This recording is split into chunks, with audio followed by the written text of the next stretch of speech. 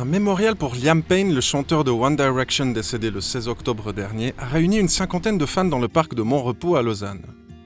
J'aurais jamais pensé qu'un de mes idoles comme ça, en fait, me touche autant. Même il y a quelques temps encore, je me moquais de ma grand-mère en disant si Jean-Jacques Goldman meurt, tu seras trop triste. Et en fait, au final, c'est moi qui est dévastée par la perte du coup de Liam.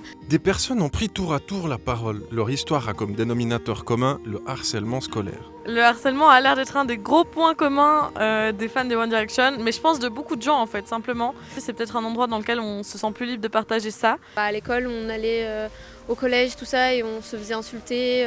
J'ai voulu mettre fin à mes jours plusieurs fois. Eux, c'est des garçons qui savent parler aux filles et qui nous permettent en fait de nous redonner confiance en nous, qu'on puisse nous regarder dans le miroir et de nous apprécier nous-mêmes. Et du coup, ça m'a vraiment sauvée sur cet aspect-là, en fait. On reste quand même une belle personne. Aujourd'hui, ça m'a permis de voir que je ne suis pas toute seule, qu'il y a plein de gens autour qui sont comme moi. Le fait d'écouter One Direction était lui aussi un sujet de moquerie.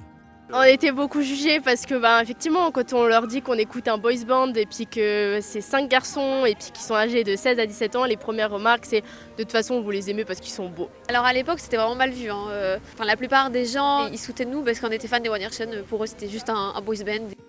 Si je pouvais lui dire quelque chose, ce serait vraiment merci parce qu'il m'a transmis tellement de joie et de bonheur. Juste avoir eu cette personne comme ça, comme une safe place, ça m'a beaucoup aidé. Et si je pouvais dire quelque chose à quelqu'un qui se fait harceler en ce moment, je dirais d'avoir du courage, d'oser de parler, d'oser dire à un adulte ou à ses proches de ce qui se passe et faire attention à lui et ne pas faire de bêtises.